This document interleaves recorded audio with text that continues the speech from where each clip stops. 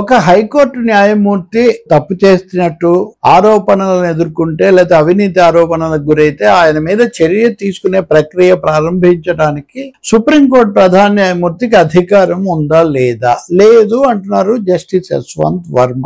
Delhi high court న్యాయమూర్తిగా ఉంటూ తన ఇంట్లో అగ్ని ప్రమాదం జరిగినప్పుడు భారీ ఎత్తున నోట్ల కట్టలు అవుట్ హౌస్ నుంచి తరలించబడ్డాయన్న ఆరోపణను ఎదుర్కొన్నారు జస్టిస్ వర్మ.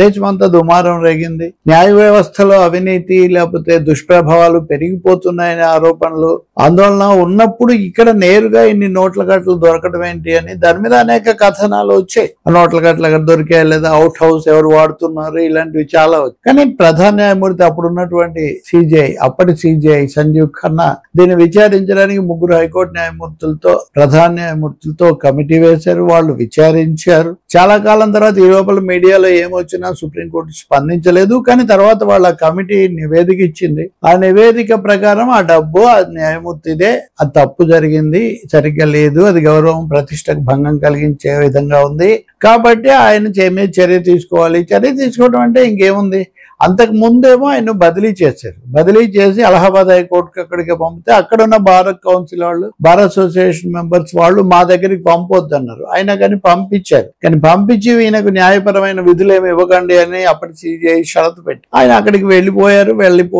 లేదా సెలవు పెట్టారు, ఏదో జరిగింది. ఇది అంతా అయిన తర్వాత అధికారికంగా సుప్రీంకోర్టు వేసిన ప్రధాన న్యాయమూర్తి వేసిన కమిటీ అవినీతి జరిగింది, అది తప్పు, ఆ డబ్బు ఆయనదే అని తేలింది అని చెప్పారు. చెప్పిన తర్వాత ఏం చేయాలి?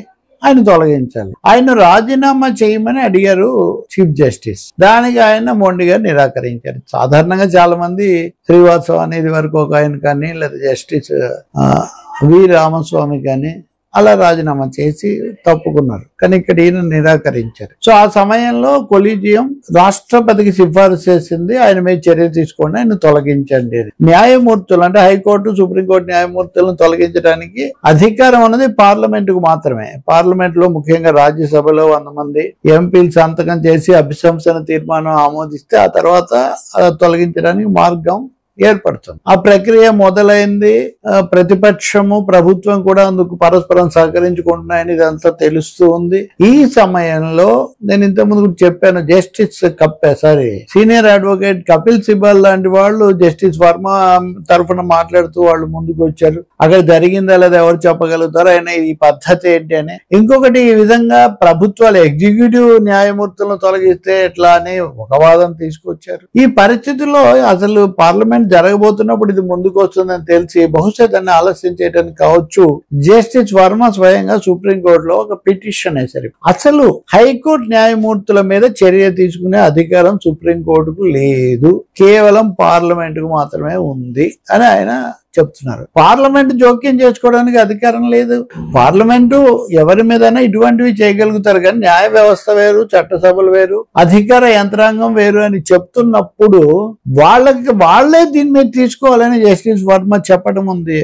ఇది వాస్తవంగా చాలా కొంచెం తెలివైన ఎత్తుగడ. కపిల్ సిబల్ చేస్తున్నది కూడా అదే. పైకేమో న్యాయ వ్యవస్థలో జోక్యం వద్దంటున్నారు, కానీ న్యాయ వ్యవస్థ తనకు తాను చేయడానికి తీసుకున్న పద్ధతిని ఆక్షేపిస్తున్నారు. జస్టిస్ వర్మ కూడా ఏమంటారు, ఎక్కడుంది అసలు ఈ ప్రొసీజర్, ఈ ప్రొసీజరే తప్పు. రెండవది, వీళ్ళు అనుసరించిన పద్ధతి ఏంటి?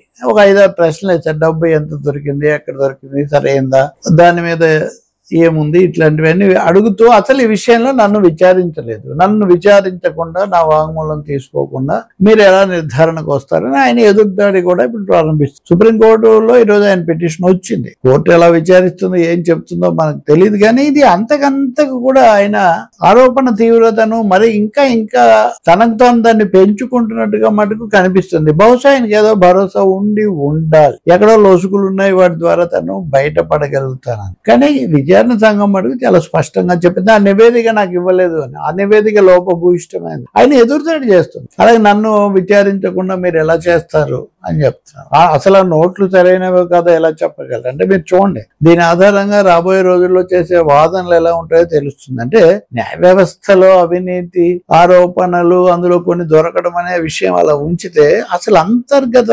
సంఘర్షణ వైరుధ్యాలు ఎంత తీవ్రంగా సాగుతున్నాయి, ఈ శక్తులు తమను తాము సమర్థించుకునే స్థాయిలో ఎంతగా ప్రవర్తిస్తున్నాయి, ఎంత దాకా వెళ్తున్నాయి అనేది కూడా మనకి ఇక్కడ అర్థమవుతుంది. చూద్దాం సుప్రీంకోర్టు దీన్ని తీసుకొని తప్పనిసరిగా ఆయన ఇంకా హైకోర్టు న్యాయమూర్తి కాబట్టి కోర్టుకు వచ్చినప్పుడు చేయాల్సిందే. కానీ రాజ్యాంగ పరంగా సుప్రీంకోర్టు అత్యున్నతమైన న్యాయస్థానం. అత్యున్నత అనేది అండర్లైన్ చేసుకోవాలి. అంటే న్యాయపరంగా ఎక్కడ ఏ సమస్య వచ్చినా దాని మీద తుది మాట సుప్రీంకోర్టుదే. అది హైకోర్టు న్యాయమూర్తుల మీద కానీ ఈవెన్ సుప్రీంకోర్టు న్యాయమూర్తుల మీద వస్తే కూడా కొలీజియమే చేస్తుంది. కాబట్టి బహుశా దీన్ని ఆలస్యం చేయడానికి, కొంచెం తికమక పరచడానికి, లేదా ఈ సమస్యను ఇంకో రూపంలో రాజకీయంగా మలుపు తిప్పడానికి ఇవన్నీ జరుగుతున్నట్టు కనిపిస్తుంది. ఇందులో ఆయన వెనక ఎవరున్నారు, ఏ శక్తులు ఉన్నాయన్నది కూడా ఆలోచించాల్సి.